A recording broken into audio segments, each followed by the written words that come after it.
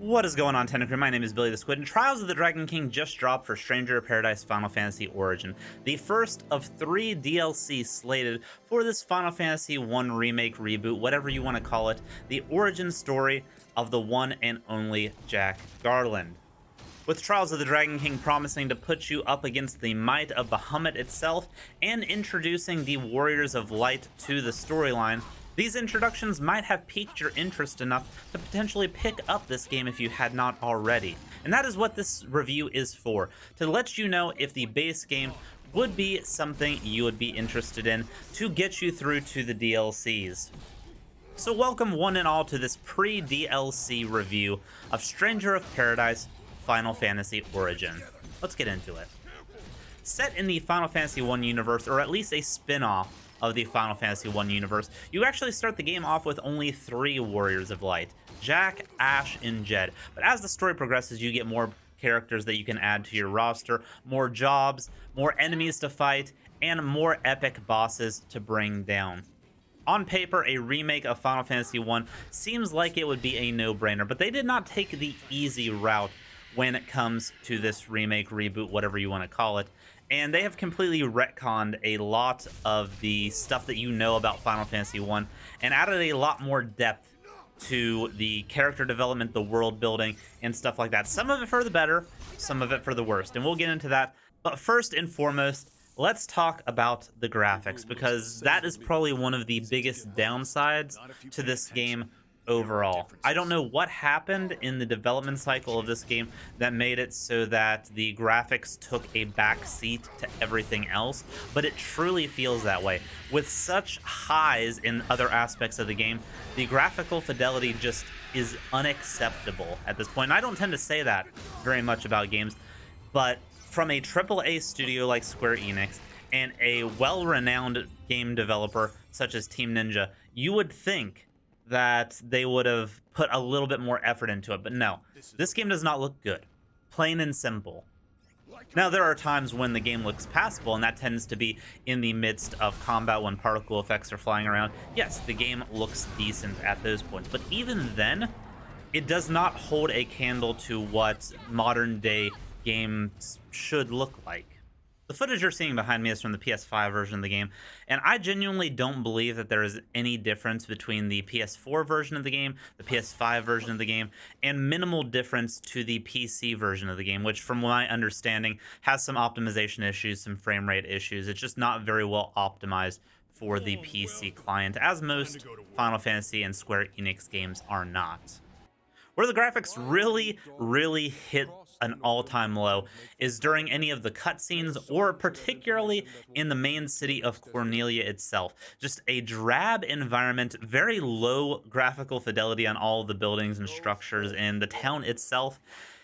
And it's got that janky kind of like mouth floppy dialogue during the cutscenes that you haven't seen since like the Elder Scrolls Oblivion or some of the old Metal Gear games come to mind, like Metal Gear Solid 2.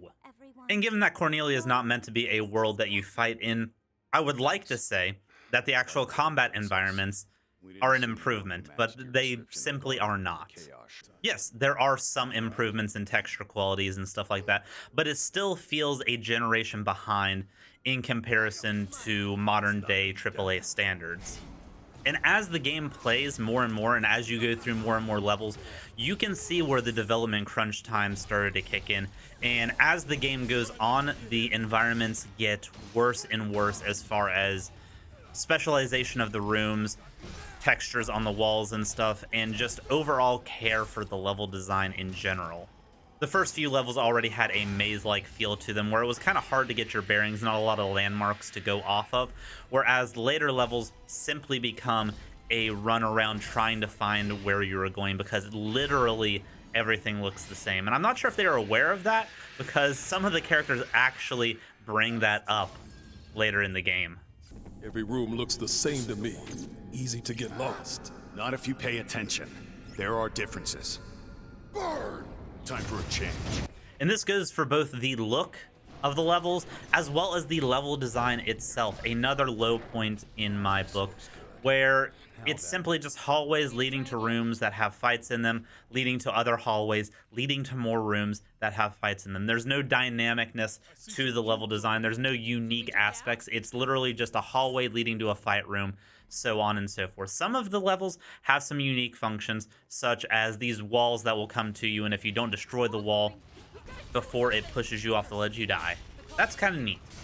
But those moments are few and far between with this game. And a little bit of puzzle work can go a long way.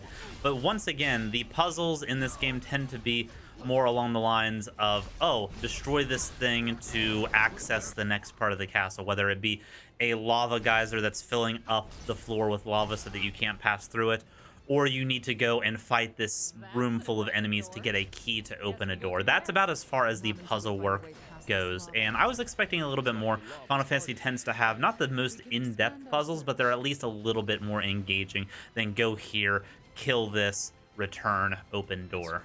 Levels are selected in typical Neo fashion with an overarching world map that lets you go and pick mission by mission where you would like to go. This is almost directly ripped from Neo, so if you enjoyed how Neo does its levels and how it has its missions set up, then you are going to be okay with this. Some people were wanting more of a interconnected world similar to a standard Souls-like or a Final Fantasy game where you can actually travel on foot between each area. You're not going to get that here. This is all mission based, and including the submissions, which don't change up the levels at all. They just kind of change how you interact with them. Some of the side missions you will be going in reverse through the levels to do something. Other side missions you'll be set into one room and be fighting waves of enemies as they come in. The level designs don't change through your side missions based on those levels. So if you're expecting big variation in those side missions, you're not going to get that. This is also a good time to bring up that this game does involve co-op, and from my experiences with the co-op in the past, it is very good. It is very seamless. It's easy to bring in a friend. All of the gear that they get for their character gets transferred to their account so that they can use it. So it is very good in that way. I also believe that progression goes forward with your co-op partner. So if they are completing a level at the same time you're completing a level for the first time, you both should get the progression bonus for that and be able to proceed through the game together. I think that is really, really well done. And it's neat to see your fellow Warriors of Light behaving in more of a badass kind of way. Whenever you bring in a co-op partner, they get to control one of the two players that you have in your party besides Jack. So they could play Neon, for instance, or Ash, and they would still have their full range of job list for those characters like they would with their Jack, but they will just be taking the form of your fellow Warrior of Light. Some of the aspects here are a little generic, like any of their crystal break moves where they can get their magic back. It's the same animation no matter what the enemy is, if they are playing as one of those characters. Whereas Jack gets all of these unique animations, these characters do not. And I think that was a little bit of an oversight. I think they could have really spiced up the co-op and made you have a reason to pick one of the Warriors of Light over another whenever you're going into a co-op session. Maybe you just like how Neon executed things more. I think that was an oversight. I think they could have had a little bit more depth and gotten you a little bit more attached to those characters if co-op is something that you are interested in. Audio is another aspect of the game that I feel like made some weird choices that went more for thematics than it did for actual gameplay implementation, and I think they could have done a few things a bit better. You got a ways to go. I think we're safe. I could keep going.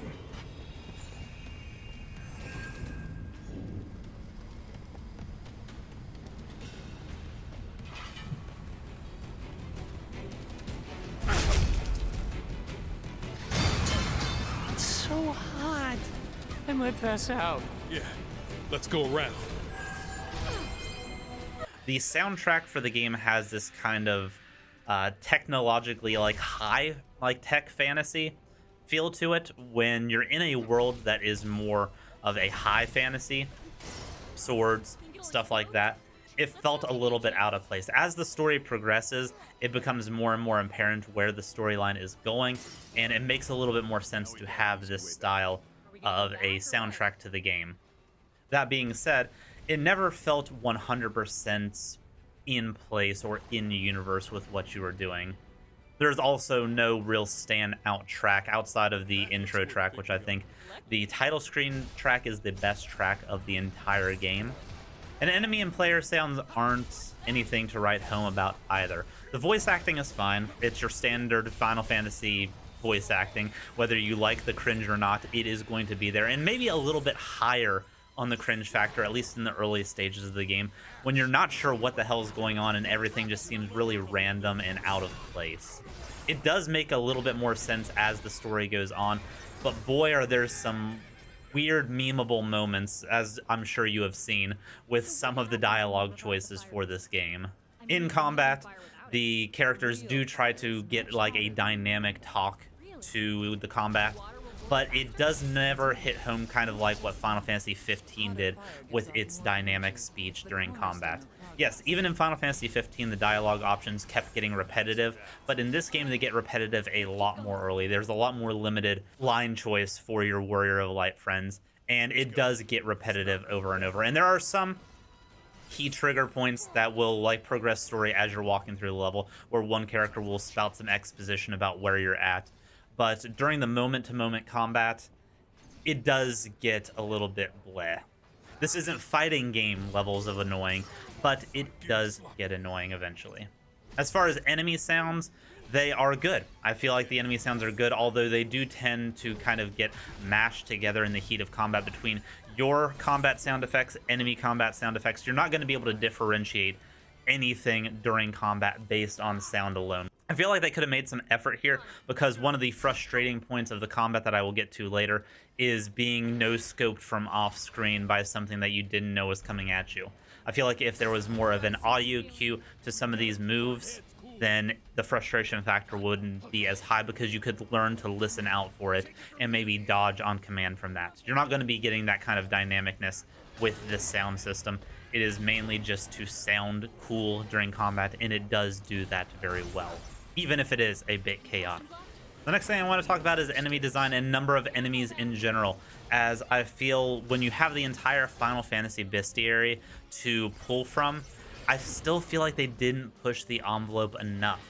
In the early stages of the game, it's really cool to see all of these new Final Fantasy characters and creatures being brought to life in a more action-oriented setting, in a more Souls-like setting. I felt like that was really neat to see what kind of moveset they gave to the enemies, and most of the enemies have a very good and fun to interact with movesets.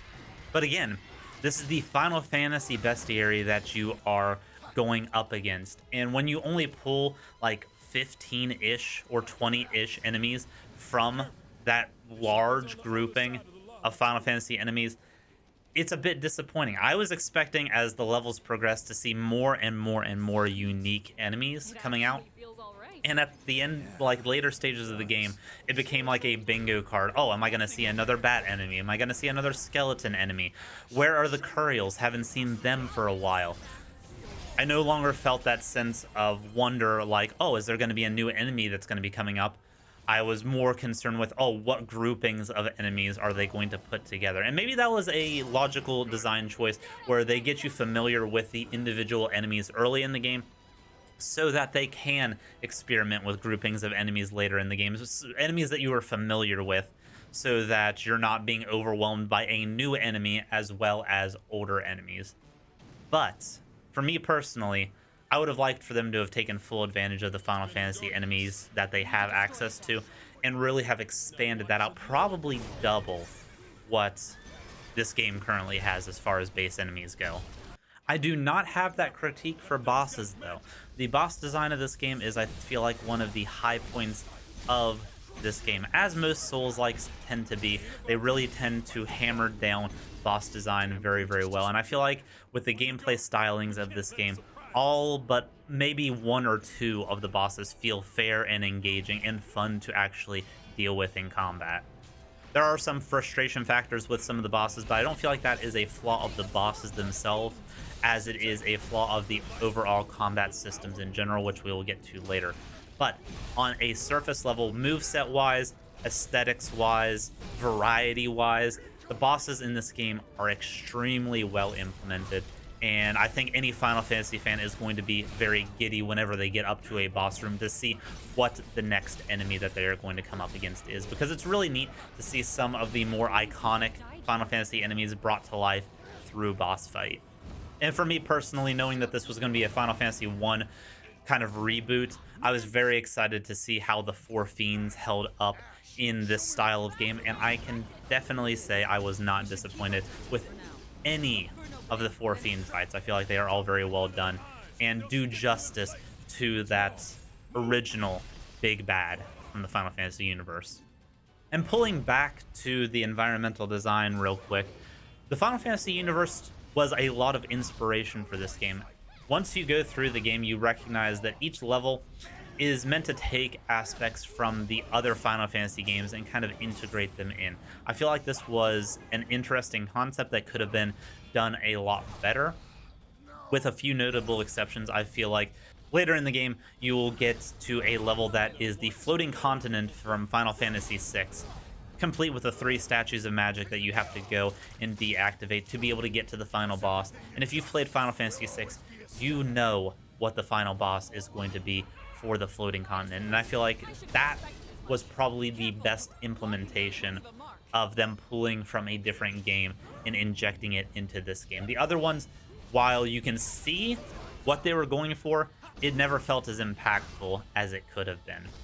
And if you've made it this far through the video with all of the negatives that I've given about this game, feel free to subscribe to the channel, because I have a feeling you and I have a similar mindset on how we talk about games, and I think I would like to talk to you more about games. Also, maybe leave a like. But now I promise we are going to get to the best parts of this game and why this game is so hard for me to not recommend, given all of the negatives that I have said prior. And that is through the job system and the combat of the game itself. While all of the other aspects of the game either were average or severely below average, the combat in the job system, I feel, redeems the game in a lot of ways. A game can be lacking in a lot of things, and maybe you won't be as engaged as you probably could be. But if the combat is fun, that can carry a lot of weight, and that is exactly how I felt playing through this game. The moment-to-moment combat is exhilarating to go through. It is fun to fight big groups of Final Fantasy enemies with some blatantly overpowered spells. Black Mage in particular, in all of its evolutions moving forward, has some of the wildest one-shots that you can do from a distance to really make a room a lot more manageable walking into it. And it's a visual spectacle to be able to pull that off. Follow that up with a Dragoon jump directly into the middle of a mobs, and then following that up with a string of combos that look like they are out of God of War, with finishers to match. It is just a very fun and exciting experience. Enemies can be felled in one of two ways, either by depleting their health bar all the way, which will kill them outright, or depleting their break bar, which when that happens, you can walk up and perform a God of War style finisher. And we're not talking new God of War, we're talking like old PS2 style God of War, where you are absolutely brutalizing these monsters over and over again. Doing this will get you more magic bars so that you can do more super moves to be able to enhance how you go through combat and make combat experiences a little bit easier, a little bit more flashy, a little bit more fun. Combo finishers require magic to be able to cast, but attacking and breaking enemies will refill those magic bars as you go forward. So it's a nice ebb and flow of using resources, gaining resources, so on and so forth, complete with some buffs and debuffs that you can do to the enemies to match. And what happens when you smash these loot pinatas into little crystal bits? Well, a lot of loot. And if anybody's been experienced with the Neo games before, you know how this works. You're going to be getting loot constantly. Is it going to be good loot? Most likely not. You are going to get your inventory probably every 2 missions completely filled up with loot. What I will say is, as you're going through this game the first time, auto-equipping is going to get the job done. You don't need to mix and match or manually choose what armor or weapons you're equipping, because the game's auto-equip is very, very good, at least in those early stages of the game. I have not done the advanced difficulty modes, where I'm sure gear is going to have a lot more of an impact, but as for playing through the game, on normal or hard mode, which is what I ended up playing it through on, the auto equip is going to get the job done. And it auto equips not only to your character Jack, but also to your entire party. So all the gear is being divvied up between everybody, even if you aren't using them. And while I didn't get involved in the advanced aspects of the loot system, there are advanced aspects that you can do. Dismantling gear will get you resources so that you can go in and upgrade gear that you are very much interested in. This is going to be a more late game or end game style mechanic where you are min-maxing your stats based on what job choices you are picking. But the fact that those options are there for people that love this game enough to push through and grind end game content, it gives a lot more depth to it, where you're actually going through to try to get the perfect stat sets for each slot of gear that you have per job. For the casual player though, like myself, it might not be that big of an aspect, and it might be more of an annoyance than anything having to go through and clear out your inventory. But I don't think it was cumbersome enough to really detract from the game, and I like that the option is there. I would rather it be there and be a slight inconvenience to more casual players than to have the end game be not as chase-worthy for the devoted players. And all of these gear choices funnel into the primary fun factor of the game, and that is the job system. Seeing all of the Final Fantasy jobs brought to life is very, very fun and very interesting. There's a lot of unique combat variations within them, a lot of overlap within them. I feel like they did the job systems justice in this game. Whether you want to stab things from afar with the Dragoon with a spear, or if you want to go the sword and board and do a holy paladin or knight, there are plenty of options for you. And a lot of these jobs have multiple different weapons that you can use. If you're not the biggest fan of one weapon type, the later jobs will have multiple different weapon types for you to choose from to supplement whatever playstyle that you have. The interesting thing about this is each of the job systems has its own unique job board that you fill through. And to unlock some of the more advanced jobs, you're going to have to play 2 or 3 different jobs, get to the bottom of their board to unlock the node to get like a master tier job. And while that might be annoying to go through, maybe you're not the most interested in the ninja tree, for instance, but you really want to get to the next tier forward of something else, like a Dark Knight or something. Those skills that you learn for whatever weapon that you're using, say the greatsword for instance, any job that has a greatsword affinity to it will have greatsword moves throughout that skill tree. And any of those moves that you unlock, say you unlock a really good move in the swordman skill tree, but now you're playing as a berserker. If they have the greatsword affinity, you can pull those swordsman moves and use them while still playing as the berserker class. The jobs are really only limited by their iconic moves, such as the Dragoon's iconic jump attack. And even some of the magic classes you would think wouldn't have as much variation as they do, but they truly, truly do. White Mage having the healing, buffing, that kind of art with a little bit of offense mixed in. The Black Mage doing the complete opposite, all damage all the time. But then you get the Red Mage that has a few aspects from both of those jobs, but you're able to rapid cast those spells. And you're also able to use sword and board and more offensive melee weapons instead of just having to use the club. Mix that with the Sage that also has access to both Black Mage and White Mage spells, but they have the entire catalog of those spells with the exception of the major Black Mage and White Mage spells such as Raise or Flare.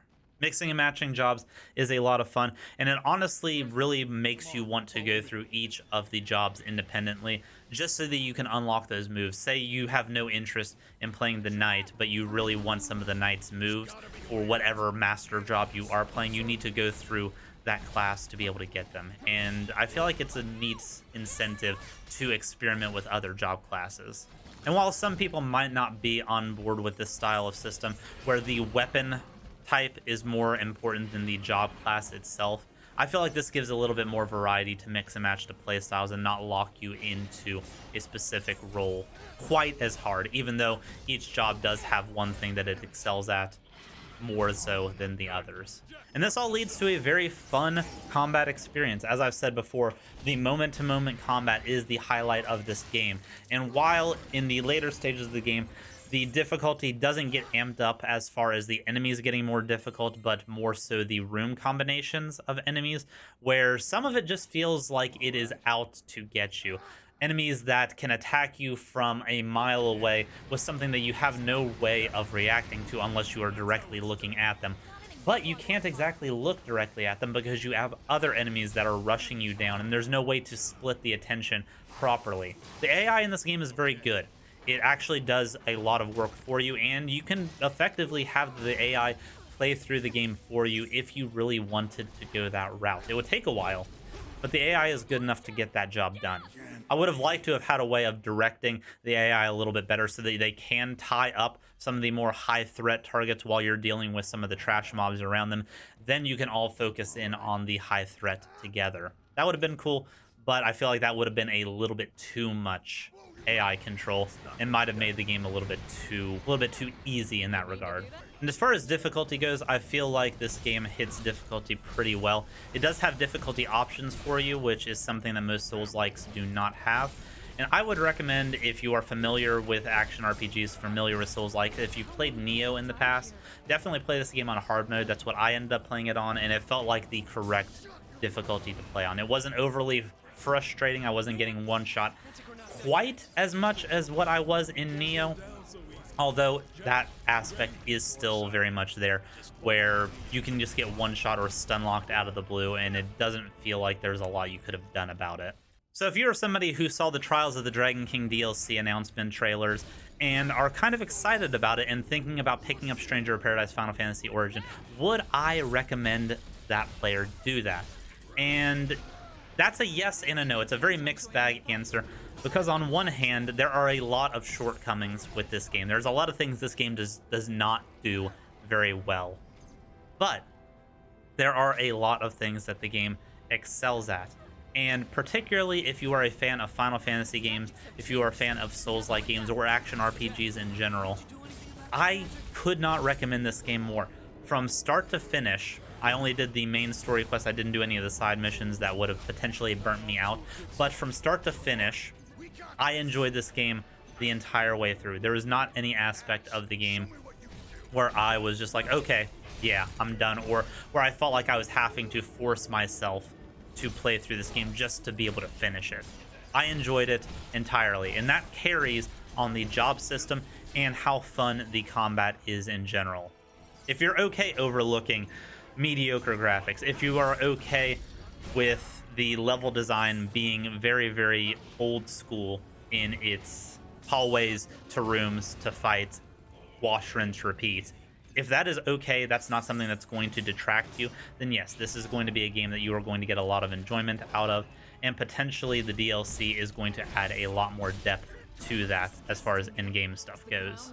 But if you aren't a die-hard Final Fantasy or Souls-like fan, I would suggest maybe waiting for a sale on this one. I don't think the game is polished enough or is as engaging to a wider audience that a full price purchase would be the route to go. I would definitely wait for a sale. I think it's worth playing, or at least trying, but I don't think in that regard, unless you are a diehard Final Fantasy fan or a diehard Souls-like fan, you are going to get as much joy out of the game as what I did. But let me know what you guys think down in the comments below. Do you like this game? Have you played this game? Are you planning on getting the Trials of the Dragon King DLC?